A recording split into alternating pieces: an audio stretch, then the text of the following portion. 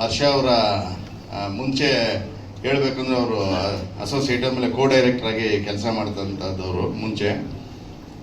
ಈಗ ತೆರೆ ಮೇಲೆ ಆನ್ ಸ್ಕ್ರೀನಲ್ಲಿ ಹೀರೋ ಆಗಿ ಕಾಣ್ತಾ ಇದ್ರು. ಚೆನ್ನಾಗಿ ಮೂಡ್ ಬಂದಿದೆ. ಆಮೇಲೆ ಇನ್ಫ್ಯಾಕ್ಟ್ ಸಾಂಗು ಅಷ್ಟೇ ತುಂಬ ಚೆನ್ನಾಗಿದೆ. ಆಮೇಲೆ ಲಿರಿಕ್ಸು ಅವರಿಬ್ಬರು ಯೂಸ್ ಬರೆದಿರೋದು ತುಂಬ ಚೆನ್ನಾಗಿದೆ. ನನ್ನ ಪಾತ್ರ ಇದರಲ್ಲಿ ಯಾಕಂದರೆ ಡೈರೆಕ್ಟ್ರೂ ಪರ್ಮಿಷನ್ ಕೊಟ್ಟಿಲ್ಲ. ಆಮೇಲೆ ಪ್ರೊಡ್ಯೂಸರ್ ಎಲ್ಲಿಂದಾನೆ ಕೈ ಹಿಂಗೆ ಅಂತ ಇದ್ದಾರೆ, ಹೇಳ್ಬಿಡಿ ಅಂತ ಹೇಳೋದಿಲ್ಲ ಸರ್. ಆದರೆ ಪೇಮೆಂಟ್ ಕೊಟ್ಟಿರೋದು ಮಾತ್ರ ಚೆನ್ನಾಗಿದೆ, ಒಳ್ಳೆ ಪೇಮೆಂಟ್ ಕೊಟ್ರಿ, ಚೆನ್ನಾಗಿದೆ. ಆಮೇಲೆ ನಮ್ಮ ಕ್ಯಾಮ್ರಾಮನ್ ಸರು ಅಷ್ಟೇ ನೀಟಾಗೆ ಈ ಸಾಂಗ್ ನೋಡಿದ್ರೇ ಗೊತ್ತಾಗುತ್ತೆ, ಅಚ್ಚುಕಟ್ಟಾಗೆ ಒಂದು ಫ್ರೇಮಿಂಗಲ್ಲಿ ಆ ಬ್ಯೂಟಿ, ಒಂದು ಲೆನ್ಸ್ ಅಂದರೆ ನಮ್ಮ ಟೆಕ್ನಿಷಿಯನ್ಸ್ ಗೊತ್ತಾಗುತ್ತೆ. ಆ ಟೆಲಿ ಲೆನ್ಸ್ ಹಾಕೋದು ಮಾಡೋದೇ ಒಂದು ಬ್ಯೂಟಿ ಇರುತ್ತೆ, ತುಂಬ ಚೆನ್ನಾಗಿದೆ. ಒಳ್ಳೆಯದಾಗಲಿ ಇಡೀ ಚಿತ್ರತಂಡಕ್ಕೆ. ಜೈ ಹಿಂದ್, ಜೈ ಕರ್ನಾಟಕ, ಜೈ ಶ್ರೀರಾಮ್. ಈ ಚಿತ್ರದಲ್ಲಿ ಟೈಟಲ್ ಸಾಂಗ್ ನಾನು ಮಾಡಿರೋದು. ಈ ಅವಕಾಶ ಕೊಟ್ಟಂತ ನನಗೆ ಯಾಸಿನ್ ಸಾರು, ಡೈರೆಕ್ಟ್ರು, ಪ್ರೊಡ್ಯೂಸರು ಎಲ್ಲರಿಗೂ ಒಳ್ಳೇದಾಗಲಿ ಅಂತ ಆಶಿಸ್ತೀನಿ. ಜೈ ಹಿಂದ್. ಸಾಂಗ್ ಚೆನ್ನಾಗಿರೋದ್ರಿಂದ ನಮಗೆ ಏನು ಅಂತ ಕಷ್ಟ ಅಂತ ಅನಿಸಿಲ್ಲ. ಇನ್ನು ನಮ್ಮ ಕ್ಯಾಮ್ರಾಮನ್ ಎಲ್ಲ ನಮಗೆ ತುಂಬ ಸಪೋರ್ಟ್ ಮಾಡಿದ್ದಾರೆ. ಅದೇ ಗಣೇಶ್ ಅವ್ರದ್ದು ಆಲ್ಮೋಸ್ಟ್ ಎಲ್ಲ ಮೂವಿ ನಾನೇ ಮಾಡಿದ್ದೀನಿ ಸರ್. ಇವ್ರದ್ದು ಸಿನಿಮಾ ಮಾಡಿದ್ದೀನಿ ಸರ್, 3 ಸಿನಿಮಾ ಮಾಡಿದ್ದೀನಿ ಅವ್ರದ್ದು ಕಂಟಿನ್ಯೂ ಆಗಿ. Thank you sir. ಹಾಗಾಗಿ ಎಲ್ಲ ನನ್ನ ಮಾಧ್ಯಮದ ಮಿತ್ರರಿಗೆ ಹೃದಯಪೂರ್ವಕವಾದ ಅಭಿನಂದನೆಗಳನ್ನು ಸಲ್ಲಿಸ್ತಾ ಇದ್ದೀನಿ. ನೀವೀಗ 2 ಸಾಂಗನ್ನು ನೋಡಿದ್ರಿ, ಏನು ಅನ್ನಿಸ್ತು ಅಂತ ಒಂದ್ಸತಿ ನಿಮ್ಮ ಅಭಿಪ್ರಾಯ ನಮ್ಗೊಂದು ಸ್ವಲ್ಪ ತಿಳಿಸ್ರಿ. ಏನು ಅನ್ನಿಸ್ತು ಸಾಂಗ್ ನೋಡಿ ನಿಮಗೆ? ಮುಂದೆ ಮಾತ್ರ ಹಿಂದಿನಿಂದ ವಾಯ್ಸ್ ಬರ್ತಾ ಇಲ್ಲ. ಇಷ್ಟಪಟ್ಟು ಹಂಗೆ ಈ ಕಲೆನ ನಮ್ಮ ಕನ್ನಡ ರಾಜ್ಯದಲ್ಲಿ, ಕರ್ನಾಟಕದಲ್ಲಿ ಬಹಳಷ್ಟು ಸಿನಿಮಾಗಳು ಬರ್ತಾ ಇದ್ದಾವೆ. ಆದರೆ ಚಿತ್ರಮಂದಿರಕ್ಕೆ ಹೋಗಿ ಜನ ಚಿತ್ರ ನೋಡ್ತಾ ಇಲ್ಲ. ಒಳ್ಳೆ ಒಂದು ಕಂಟೆಂಟ್ ಇಟ್ಕೊಂಡು ಎಲ್ಲ ಟೆಕ್ನಿಷಿಯನ್, ನನ್ನ ದಿಲೀಪ್ ಕುಮಾರ್ ಇರ್ಬೋದು, ನಮ್ಮ ಡೈರೆಕ್ಟ್ರು, ನಮ್ಮ ಹೀರೋ ಆಗಿ ಕೆಲಸ ಮಾಡಿಲ್ಲ.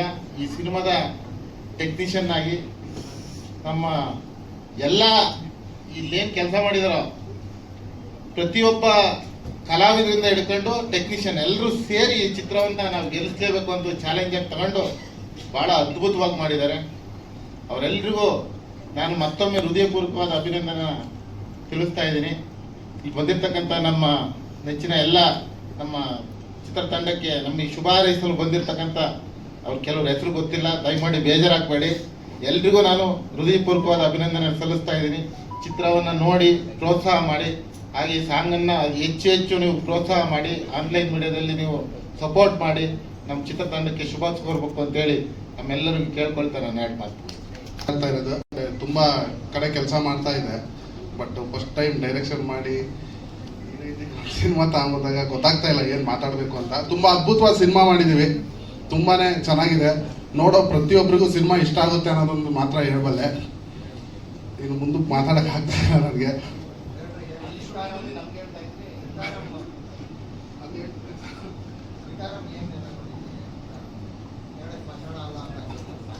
ಸರ್, ಇದು ಒಂದು ಸಿನಿಮಾ ಮಾಡಬೇಕು ಅಂತ ಮಾಡಿದಲ್ಲ, ಸಿನಿಮಾ ಗೆಲ್ಲೇಬೇಕು ಅಂತ ಹೇಳ್ಬಿಟ್ಟು ಕುತ್ಕೊಂಡು ಸುಮಾರು ಒಂದು 6-7 ತಿಂಗಳು ಬರೀ ಸ್ಟೋರಿಗೇ ತಲೆ ಕೆಡಿಸ್ಕೊಂಡು ಸ್ಟೋರಿ ಮಾಡಿ, ನಾನು ನಮ್ಮ ಪ್ರೊಡ್ಯೂಸರ್ ಕುತ್ಕೊಂಡು ಪ್ರೊಡ್ಯೂಸರ್ ದಿನ ಹೇಳೋರು ಈ ಥರ ಮಾಡು ಅಂತ. ಆಮೇಲೆ ಇಲ್ಲ, ನಾನು ನಾರ್ಮಲ್ ಕಥೆ ಮಾಡಿದ್ರೆ ಒಂದು ಸ್ವಲ್ಪ ರೀಚ್ ಆಗೋದು ಕಷ್ಟ ಆಗ್ಬೋದು ಅಂತ ಒಂದು ವಿಭಿನ್ನವಾದ ಶೈಲಿಲೇ ಸಿನಿಮಾನ ತಗೊಂಬಂದಿದ್ದೀನಿ. ಸಿನಿಮಾ ನೋಡಿದರೆ ನಿಮಗೆಲ್ಲ ಅರ್ಥ ಆಗುತ್ತೆ. ಐ ಥಿಂಕ್ ಇದುವರೆಗೂ ಯಾರೂ ಮಾಡಿಲ್ಲ ಈ ಥರ ಕಥೆ ಅಂತ ಅಂದ್ಕೊಂಡಿದ್ದೀನಿ. ಖಂಡಿತ ಮಾಡಿಲ್ಲ, ಒಂದು ಡಿಫ್ರೆಂಟ್ ಸ್ಟೋರಿ ಸರ್. ಹಾಂ ಸರ್, ಒಂದು ಹೋರಾಟ ಸರ್, ಒಂದು ದೈವ ಮತ್ತೆ ಇನ್ನೊಂದು ಏನೋ ಹೇಳ್ತಾರೆ ಸರ್, ಗೊತ್ತಿಲ್ಲ, ಡೆವಿಲ್. ಓಕೆ, ಅದ್ರ ನಡುವೆ ನಡೆಯೋ ಅಂತ ಒಂದು ಹೋರಾಟ ಸರ್. ಓವರಾಲ್ ಸಿನಿಮಾ ಹೊಸದುರ್ಗನೇ ಸರ್. ಹೊಸದುರ್ಗ ನನ್ನ ಸ್ವಂತ ಊರು. ನನಗೆ 100 ಬಿಟ್ಟು ಬರೋಕ್ಕಷ್ಟು ಮನಸ್ಸಾಗಿಲ್ಲ ಫಸ್ಟ್ ಸಿನಿಮಾ. ಹಾಗಾಗಿ ಪೂರ್ತಿ ಸಿನಿಮಾನ ಅಲ್ಲೇ ಶೂಟ್ ಮಾಡಿದ್ದೀನಿ ಸರ್. ಫುಲ್ಲು ಸೆಟ್ ಆಗಿಬಿಟ್ಟು ಒಂದು ಒಳ್ಳೆ ಲೊಕೇಶನಲ್ಲೆಲ್ಲ ಶೂಟ್ ಮಾಡಿದ್ದೀನಿ ಸರ್. ಪೂರ್ತಿ ನಮ್ಮೂರೇ. Suspense thriller cinema sir. ಆರ್ ಇಲ್ಲ ಸರ್, ರೀಸನ್ ಇಲ್ಲ ಸರ್. ಅವ್ರು ಆಗ್ತಿರಿ ನಡ್ಕೋತಾ ಇರ್ತಾರೆ ಯಾವಾಗಲೂ ರಾಕ್ಷಸಿ ಥರ. ಸಿನಿಮಾದಲ್ಲೇ ಅಲ್ಲ, ಎದುರುಗಡೆನೂ ಅದೇ ಥರ ನಡ್ಕೋತಾ ಇರ್ತಾರೆ. ಅದಕ್ಕೋಸ್ಕರ ನಮ್ಮ ಗೆಳೆಯಂದ್ರು ಬರ್ತಿದ್ದಾರೆ. ಬಟ್ ಸೂಪರ್, ತುಂಬ ಚೆನ್ನಾಗಿ ಮಾಡ್ತಾ ಇದ್ರು.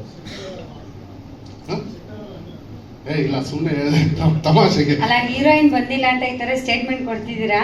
ಬಂದ್ರು, ಬಂದೆ ಬನ್ನಿ ಬನ್ನಿ, ಹಂಗೆ ಬನ್ನಿ. ಹೋರಾಟ ಮಾಡ ಅಂತ. ಎಲ್ರಿಗೂ ನಮಸ್ತೆ. ಎಲ್ರಿಗೂ ಸಾರಿ ಫಾರ್ ದ ಲೇಟ್. ನಂದೇನೋ ಎಡ್ವರ್ಟಿಂದ ಲೇಟಾಗಿ ಮಾಡ್ಕೊಂಡೆ, ದಯವಿಟ್ಟು ಕ್ಷಮಿಸಿ. ಇಲ್ಲ ಸರ್, ನನ್ನ ಮೆಟ್ರೋ ಟ್ರಾವೆಲಿಂಗ್ ಗೊತ್ತಾಗ್ದಿರ ಏನೇನೋ ಮಾಡ್ಕೊಂಬಿಟ್ಟೆ ಪ್ರಾಬ್ಲಮ್. ಸರ್ ನಿಮ್ಗೆ ಗೊತ್ತಲ್ಲ, ನಾನು ಎಲ್ಲ ಇದಕ್ಕೂ ಮುಂಚೆ ಬರ್ತೀನಿ. ನಿಮಗೆ ಹೇಳ್ತಿದ್ದೆ ನಾನು, ನೀವು ಲೇಟ್ ಬರ್ತೀರ ಅಂತ. ನಮಸ್ತೆ, ನನ್ನ ಹೆಸರು ನಿಶ್ಚಿತಾ ಶೆಟ್ಟಿ ಅಂತ, ನಾನು ಆರ್ಟಿಸ್ಟು. ಮೊದಲನೇದಾಗಿ ನನಗೆ ಈ ಪ್ರಾಜೆಕ್ಟಿಗೆ ಇಂಟ್ರೊಡ್ಯೂಸ್ ಮಾಡಿದಂಥ ನಮ್ಮ ಮ್ಯಾನೇಜರ್ ಶಿವು ಸರು ಹಾಗೂ ನಮ್ಮ DOP ಯಾಶಿನ್ ಸರ್ಗೆ thank you so much sir. ನೀವಿಬ್ರು ಇಲ್ಲ ಅಂತಿದ್ದಿದ್ರೆ ನಾನು ಈ ಪ್ರಾಜೆಕ್ಟಿಗೆ ಬರ್ತಾನೆ ಇರಲಿಲ್ಲ. ಹಾಗೆ ಇವರಿಬ್ರು ಮಾತಿಗೆ ಬೆಲೆ ಕೊಟ್ಟು ನನ್ನನ್ನು ನೋಡಿ ಕ್ಯಾರೆಕ್ಟರ್ಗೆ ಸೂಟ್ ಆಗ್ತೀನಿ, ನಾನು ಚೆನ್ನಾಗಿ ಆ್ಯಕ್ಟ್ ಮಾಡ್ತೀನಿ ಅಂತ ಹೇಳಿ ನಮ್ಮ ಡೈರೆಕ್ಟರ್ ದಿಲೀಪ್ ಸರ್ ಆಗಿರ್ಬೋದು, ನಮ್ಮ ಪ್ರೊಡ್ಯೂಸರ್ ಗಣೇಶ್ ಸರ್ ಆಗಿರ್ಬೋದು, ನನ್ನನ್ನು ನಂಬಿ ನನಗೆ ಚಾನ್ಸ್ ಕೊಟ್ಟು ನನ್ನ ಈ ಪ್ರಾಜೆಕ್ಟಿಗೆ ಹಾಕ್ಕೊಂಡು ನಿಮ್ಮ ಮನೆ ಮಕ್ಕಳು ಥರ, ನಿಮ್ಮ ಫ್ಯಾಮಿಲಿ ಥರ ನನ್ನ ಟ್ರೀಟ್ ಮಾಡಿಸಿದ್ದಕ್ಕೆ thank you so much sir. ಹಾಗೆ ನನ್ನ co artist Harsha sir, thank you so much sir. ನೀವು ನನಗೆ ಥ್ರೂಔಟ್ ಮೂವಿ ನಂಗೆ ಸಪೋರ್ಟ್ ಮಾಡಿದ್ದೀರಾ, ಆ್ಯಕ್ಟಿಂಗಲ್ಲಾಗಿರ್ಬೋದು, ಈವನ್ ಪ್ರತಿಯೊಂದು ವಿಷಯನೂ ನಂಗೆ ಗೊತ್ತಾಗ್ತಿದ್ದು ಎಲ್ಲನೂ ನಾನು ನಿಮ್ಮನ್ನ ಕೇಳಿದ್ದೀನಿ. Thank you so much sir. ನಾವು ಹೀಗೆ ಕಂಟಿನ್ಯೂ ಮಾಡೋಣ. ಇನ್ನೂ ಒಂದು ನೆಕ್ಸ್ಟ್ ಪ್ರಾಜೆಕ್ಟಲ್ಲಿ ಪೇರ್ ಆಗಿನೇ ಒಂದು ಒಳ್ಳೆ ಪ್ರಾಜೆಕ್ಟ್ ಮಾಡೋಣ, ಇದ್ರ ಜೊತೆಗೇನೆ ಒಂದು ಪ್ರಾಜೆಕ್ಟ್ ಮಾಡೋಣ ಅಂತ ಕೇಳ್ಕೊಳ್ತೀನಿ. ಹಾಗೆ ನಮ್ಮ ಕ್ಯಾಮ್ರಾಮನ್ ಯಾಸಿನ್ ಸರ್ ನನ್ನ ತುಂಬ ಚೆನ್ನಾಗಿ ತೋರಿಸಿದ್ದೀರಾ. ಹಾಗೆ ಕ್ಯಾಮ್ರಾ ಡಿಪಾರ್ಟ್ಮೆಂಟ್ ಎಲ್ಲ ಫೋಕಸ್ ಫುಲ್ಲರಿಂದ ಹಿಡಿದು ಕ್ಯಾಮ್ರಾ ಅಸಿಸ್ಟೆಂಟಿಂದ ಹಿಡಿದು ಎಲ್ರಿಗೂ thank you so much sir. ಹಾಗೆ ನಮ್ಮ ಮೇಕಪ್ ಮ್ಯಾನ್ ಮಧು ಸರ್ ಹಾಗೂ ನಮ್ಮ Sachin sir, thank you so much sir. ನೀವಿಬ್ರು ನನ್ನ ಸ್ಕ್ರೀನ್ ಮೇಲೆ ಚೆನ್ನಾಗಿ ಕಾಣಿಸೋಕ್ಕೆ ತುಂಬ ಸಪೋರ್ಟ್ ಮಾಡಿದ್ದೀರಾ, thank you so much.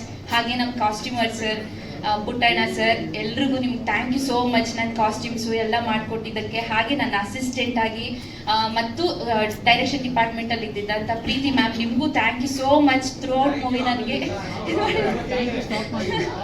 Okay ಎಲ್ಲ ಶೇಡ್ ಪ್ಲೇ ಮಾಡಿದ್ದೀನಿ ತ್ರಿಕಾರಮಲ್ಲಿ. ಒಂದು ಪೌರ್ಣಮಿ ಕ್ಯಾರೆಕ್ಟ್ರು, ಇನ್ನೊಂದು ಕ್ಯಾರೆಕ್ಟ್ರ್ ನೇಮು ಇನ್ನೂ ನನಗೆ ಗೊತ್ತಿಲ್ಲ ಸರ್. ಅಂಜಲಿ ಅಂತ ಇಟ್ಟಿದ್ದಾರೆ, ಏನೋ ಗೊತ್ತಿಲ್ಲ. ಪೌರ್ಣಮಿ ಮಾತ್ರ ನನಗೆ ಗೊತ್ತಿದೆ. ಸೆಕೆಂಡ್ ಹಾಫಲ್ಲಿ ನಮ್ಮ ಡೈರೆಕ್ಟರ್ ಸರ್ ಅಮಾವಾಸ್ಯೆ ಆಗಲ್ಲ ಸರ್, ರಾಕ್ಷಸಿ ಒಂಥರ ಅವ್ರು ಹೇಳಿದಾರಲ್ಲ, ರಾಕ್ಷಸಿನೋ ದೇವತೆನೋ ಅಂತ ಸರ್ಗೆ ಗೊತ್ತಿಲ್ಲ ಅಂತ, ಆ ಥರ.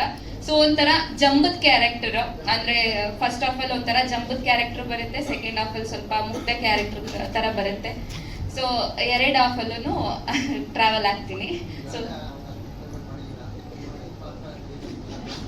ನಂಗೆ ತುಂಬಾ ಡಿಫ್ರೆಂಟ್ ಆಗಿ ಅನಿಸ್ತು ಸರ್. ಯಾವಾಗ್ಲೂ ಒಂದು ಸ್ವಲ್ಪ ಅಂದ್ರೆ ನಾನು ಎಲ್ಲ ಕ್ಯಾರೆಕ್ಟರ್ ಡಿವೋಷನಲ್ ಆಗಿರ್ಬೋದು, ಇಲ್ಲ ಡಿಫ್ರೆಂಟ್ ಕ್ಯಾರೆಕ್ಟರ್ ಮಾಡ್ತಿರ್ಬೇಕಾದ್ರೆ ನಂಗೆ ಈ ಪ್ರಾಜೆಕ್ಟ್ ತುಂಬಾ ಹೊಸದು ಅಂತ ಅನಿಸ್ತು. ಅಂಡ್ ಕ್ಯಾಸ್ಟಿಂಗ್ ಕ್ರೂ ಎಲ್ಲಾನು ಅಷ್ಟೇ ಹೊಸದು ಅಂತ ಅನಿಸ್ತು.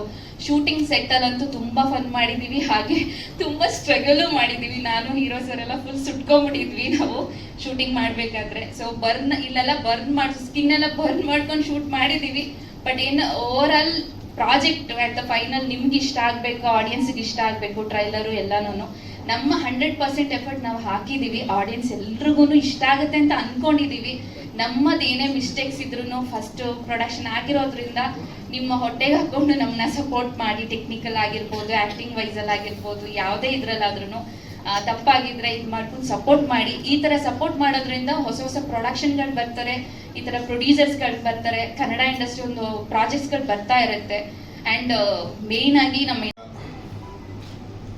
ಆಹ್ವಾನಕ್ಕೆ ಬಂದಿರೋದಕ್ಕೆ ತುಂಬ ಥ್ಯಾಂಕ್ ಯು. ಅಂದರೆ ನನಗೂ ಮೊದಲನೇ ಬಾರಿ ಸ್ಟೇಜ್ ಇದು, ಬ್ಯಾಕ್ ಆ್ಯಂಡ್ ಕೆಲಸ ಮಾಡ್ತಾಯಿದ್ದೆ.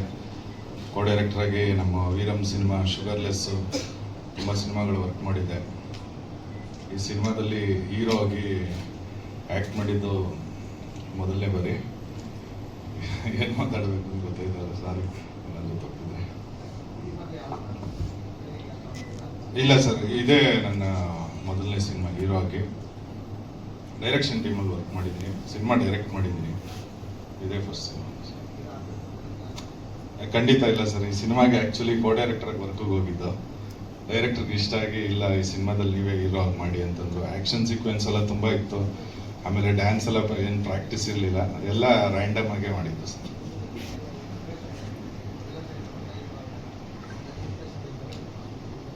ಅಂದರೆ ತುಂಬ ಎಲ್ಲ ಸೀಕ್ವೆನ್ಸು ಭಯ ಆಗೋ ಥರನೇ ಇತ್ತು ಸರ್ ನನಗೆ. ಯಾಕಂದರೆ ಫಸ್ಟ್ ಟೈಮು ಜನ ಕ್ಯಾಮ್ರಾ ಅಂದರೆ ಬ್ಯಾಕ್ ಆ್ಯಂಡ್ ಟೀಮಲ್ಲಿ ನಾವು ಕಿರ್ಚಾಡ್ಕೊಂಡು ಕೆಲಸ ಮಾಡ್ತಾ ಇದ್ವಿ, ಅದೇನು ಗೊತ್ತಾಯ್ತಾ ಇರಲಿಲ್ಲ. ಹೀರೋ ಅಂತಂದಾಗ ಒಂದಷ್ಟು ಗ್ಲಾಮರು ಅದು ಇದು ಎಲ್ಲ ಮೇಂಟೈನ್ ಮಾಡಬೇಕು ಅಂತಂದಾಗೆಲ್ಲ ಕಷ್ಟ ಆಯ್ತು ಸರ್. ಹೌದು ಸರ್. ಪಾತ್ರ ಅಂದರೆ ಒಂದು ಫಸ್ಟ್ ಹಾಫ್ ಒಂದು ಲೋಕಲ್ ಬರೋಡಿ ಕ್ಯಾರೆಕ್ಟರ್ ಇರುತ್ತೆ ಸರ್. ಸೆಕೆಂಡ್ ಹಾಫ್ ಒಂಥರ ಮೈಥಾಲಜಿ ಥರ ಒಂದು ಊರಿನ ಕಾಯೋ ಕ್ಯಾರೆಕ್ಟರ್ ಇರುತ್ತೆ. ಅಂದರೆ ಕಥೆನ ಹೇಳಂಗಿಲ್ಲ, ಕತೆ ಒಂದೇ ಪಿನ್ ಅಷ್ಟೇ ಇರೋದು, ಅದನ್ನ ಹೇಳಿದ್ರೆ ಕಥೆನೇ ಗೊತ್ತಾಗೋಗ್ಬಿಡುತ್ತೆ ಸಿನಿಮಾ.